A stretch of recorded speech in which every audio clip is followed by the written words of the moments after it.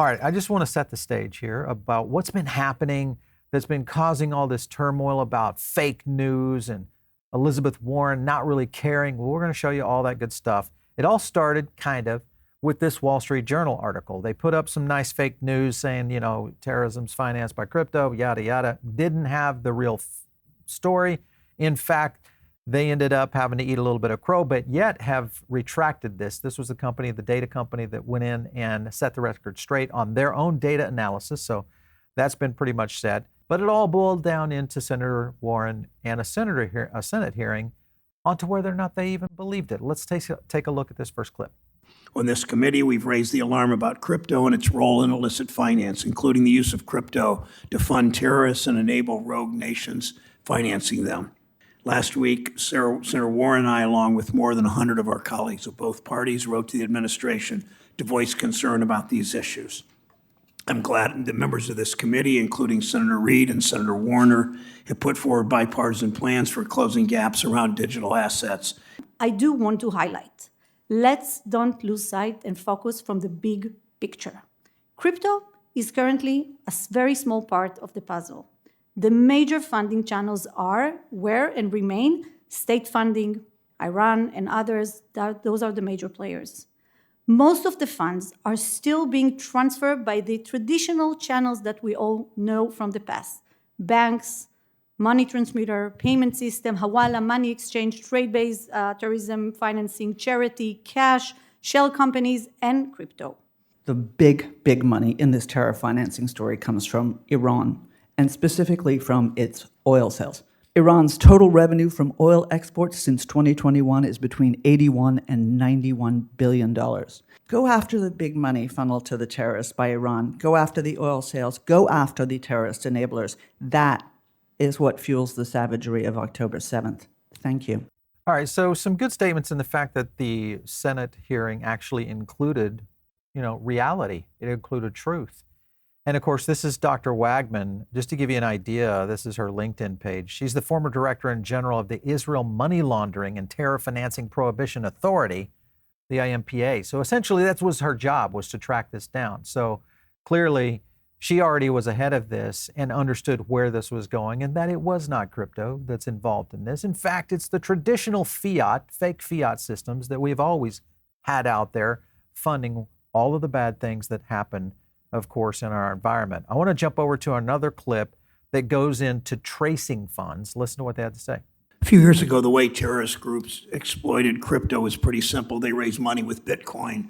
How are they innovating in how they use crypto? How do our legal and technological tools need to evolve so that we can keep up? Law enforcement community developed tools to investigate that, trace that, and follow that. And for example, the Israeli authorities were able to seize and freeze about $7 million from Hamas in fundraising campaign that they ran. Because most of the activities is going over the blockchain and there is a lot of transparency, we could actually use this technology in order to trace the bad actors. One of the things that we've recently seen is that Hamas stopped its fundraising through Bitcoin because the Israeli authorities were able to trace that. And perhaps to add to that, it's not only the intelligence community that is able to do that, but here, because everything is transparent, we could do a lot of work by the private sector. And we see a lot of crowdsourcing activities of people that are actually go after and try to find those networks and then report that to the authorities. So that's a very interesting balance that changed in intelligence communities.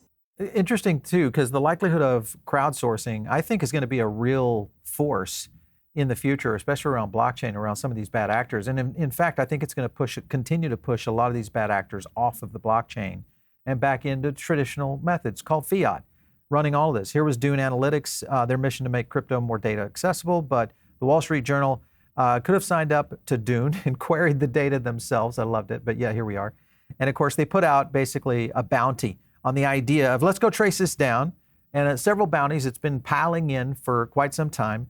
And of course, all of this started right here. Break the fake news, and crypto, of course, outperformed Wall Street Journal chain analysis. That'd be pretty easy, actually. I think anybody could outperform the Wall Street Journal in terms of their analysis of just about anything. Then you had Nick Carter come in and says, hey, a couple of updates. We've already got, have many submissions.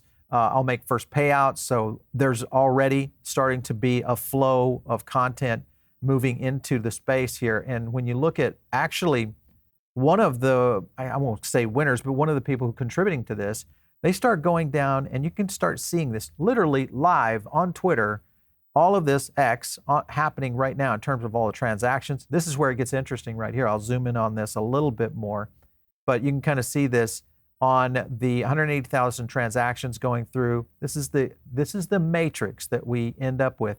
And look right there. Pretty sure that there are some innocent parties here that are unrelated to terrorism. Look at this. This is the flow. This is only one place that you can do this. And remember, she mentioned, Dr. Wagman just mentioned 7 million. 7 million. She also mentioned 90 billion through traditional means in terms of oil funding that is financing a lot of these things. So this is where it gets me just out of sorts on all of this stuff around the validity and the fact that we have places like the Wall Street Journal that continue to do this kind of reporting. I want to go to our next clip that gets into a little bit more of, well, this is more of a joke. Listen in. I do not accept the premise that there is no father or mother of any DeFi system. Somebody is making money off of that, and we try to grapple on that. What the hell? Was that a commentary from? You will have a chance to rebut my question in a moment. Whoever was making those comments. Thank you, Mr. Chairman. And thank you, Senator Warner, and the uses of crypto on child trafficking and. All right, so I give. I mean, now it's getting to be kind of a bit of a clown show, but not a clown show is someone that we thought was on the blockchain, boat. We thought that she was, championing the future of blockchain and innovation, and that, of course, is Cynthia Lummis and her betrayal to the blockchain industry. Listen in. Senator Warner, this is an area where crypto is being used to finance terrorism. Let's get after Binance and Tether. These are offshore companies that are financing illicit activities and terrorism. We've got to prevent Hamas, Hezbollah, and other terrorist organizations from using digital assets, using cryptocurrency as a means to finance their activities. We've heard a lot about crypto assets today. We should be hearing a lot about crypto assets today. Now, let's turn for a minute to intermediaries like Binance and Tether. Binance is knowingly facilitating violations of sanction laws and the Bank Secrecy Act. It is also well known that Tether is a favored on and off ramp for illicit activities to interact with crypto asset markets and is knowingly facilitating violations of the law. That's why today I sent a letter to Attorney General Merrick Garland asking the Department of Justice to wrap up its investigation and consider criminal charges against Binance and Tether for their involvement in illicit finance.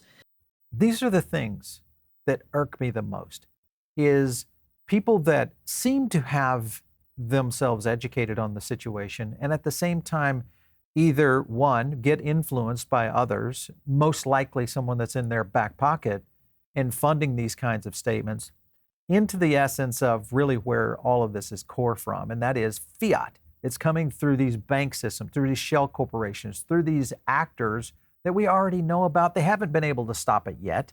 And they think that this micron, this small micron of blockchain activity, remember, this is a $1 trillion market.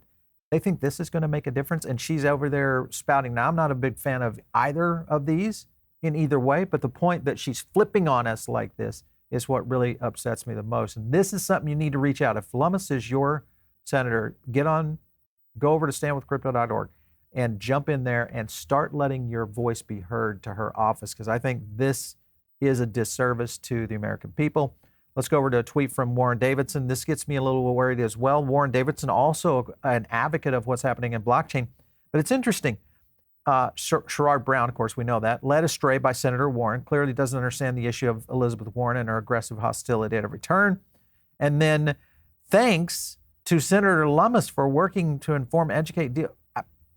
Did he not read what Lummis is doing? Did he not understand what she is trying to put in place here in basically painting the industry with a big red X on it? I don't understand. Warren Davidson, I hope your office is listening right now. What's going on here? Let's go further into another clip.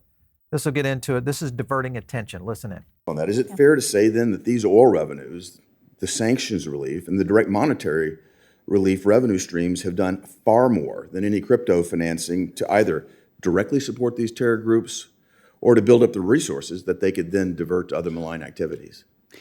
Generally speaking, the funding of Hamas comes from state funding in many different channels. And what seems to be happening here is that we're trying to divert attention from that fact, attacking an industry that we should be moving onshore. We want to actually have control and promote it and be able to deal with it. Instead, pushing it offshore strikes me as a very bad idea. All right, so at least you can put Haggerty in the checkbox side of seems to be apparently pro-innovation, pro-blockchain, and revealing to, I think, the rest of the world that there is a Ponzi afoot here, and the Ponzi afoot here is traditional state actors that are continuing to contribute to all of this. I want to go to and granted, don't say anything in the comments. I understand, the situation with Fetterman, but I want to show a Fetterman clip here because these are our lawmakers, and you need to be aware of what they're saying and what they stand for. These are the people that are making things happen on your behalf. Listen in. Should crypto exist? Should it exist? Why should it endure? Happy to assist. Actually, that's the exact question that I was asked by the Ministry of Finance in Israel a couple of years ago. And he asked me, let's just outlaw everything, this entire crypto. It's going to be used for bad purposes. And I told him, Mr. Minister, unfortunately, the technology is out there. So it's not a question whether you like it or not. You need to manage the risk, supervise that, and make sure that it will be compliant. So there are good uses of crypto, financial inclusion, and many others. So where does the value assigned to crypto come from? Where does it come from? Because it's really just a mathematical idea. Kind of for me feels like it's a gimmick. There are some rationale, having a more decentralized economy and theories behind that.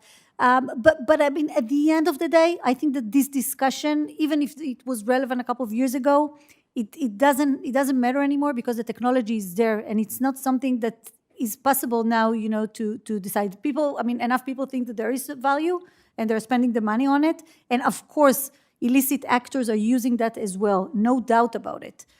So I think that the major challenge that we should focus our energy on is how to make sure that their options are being smaller and that we're closing the gaps as much as possible these days. Why didn't Hamas use its American Express card? Actually, they are using bank accounts and credit cards and payment cards. I know that firsthand because many Israelis are now monitoring all campaigns, and they see that. Oh, so it's traceable then, right? Yeah. No. What I just want to say is that crypto. I don't want us to fall into the assumption that crypto will solve everything. Other traditional channels are also being used. This is all just I want to say. Is the one major reason why crypto exists is to finance things that are either illegal or they wouldn't want to be attached to that kind of a thing. Is that a fair question? By the way, there are some cryptocurrencies that you could actually confiscate from afar, from a distance, just by disabling them. So this is something like one of the solutions that some actors from private sector came up with in order to minimize the options to misuse crypto.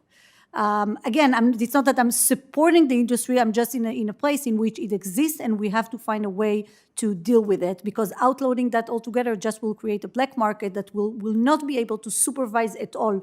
And that actually I'm more afraid of than having some monitoring tool and working on improving them and making sure that law enforcement authorities may have the option of doing that. It's like if you're able to effectively track it, would it really be attractive for anyone to traffic in that, especially because how volatile it is? So we're definitely hearing a lot of use cases in the market of people that are using that, in order to make sure that they are not attached to a certain currency, but have something that, is fixed to the dollars, that they want to put their funds in places or to transact with lower cost, to have more financial inclusion options. So there are some legitimate use cases for that, and the blockchain technology, generally speaking, has its advantages in the way that it's easier to transact around the globe. All right, I'm going to play this last clip for you, and this is Elizabeth Warren. We rarely get her on camera going head to head on the topic of crypto or blockchain, but this was one of those cases. Listen in, you don't want to miss it.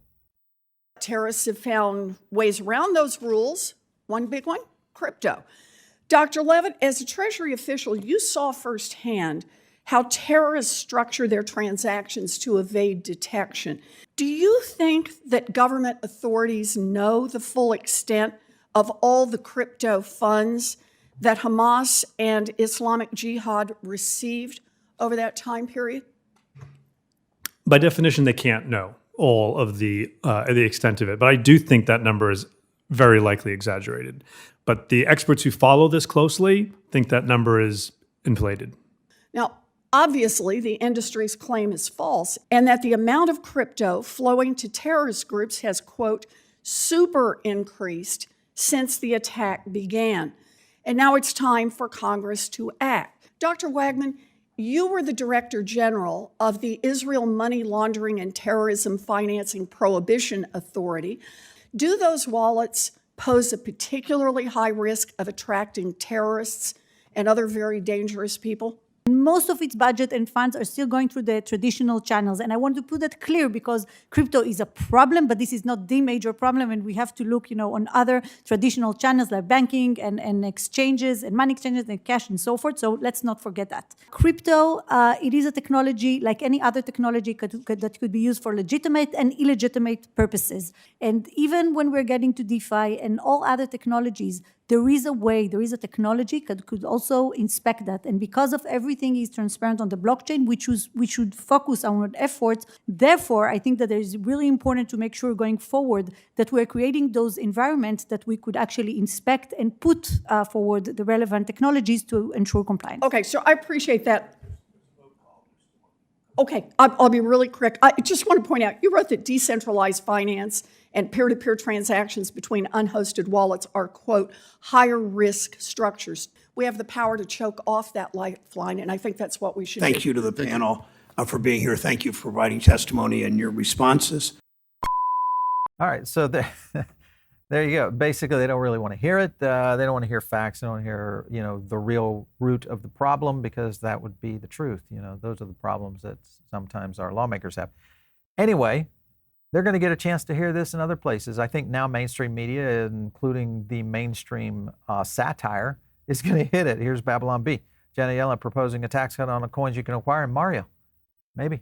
I think so. On the real note to end, and that is, I'm kind of upset at this whole thing. And the fact that we have mainstream media putting out fake news, not retracting stuff, data, full-on analysis that shows these things are, false and inaccurate. And then our very lawmakers that could care less about this kind of information, they just have agendas. And that seems to be the case. So if you want to change those agendas, just go over to standwithcrypto.org. And we keep, we're shilling this like crazy. And of course, it's not an ad from Coinbase. But the point is, you can go over there and you can call your congressman. You can go in and email your congressman. You can even go in and talk to the IRS on a commentary period. So all this is available to you guys. Check it out over there. Drop some comments down below. Make sure and let me know. If you like this video, if you like these kinds of breakdowns, these clip rundowns, these arrays, these carnivals that we're holding here every day on TechPath, let me know.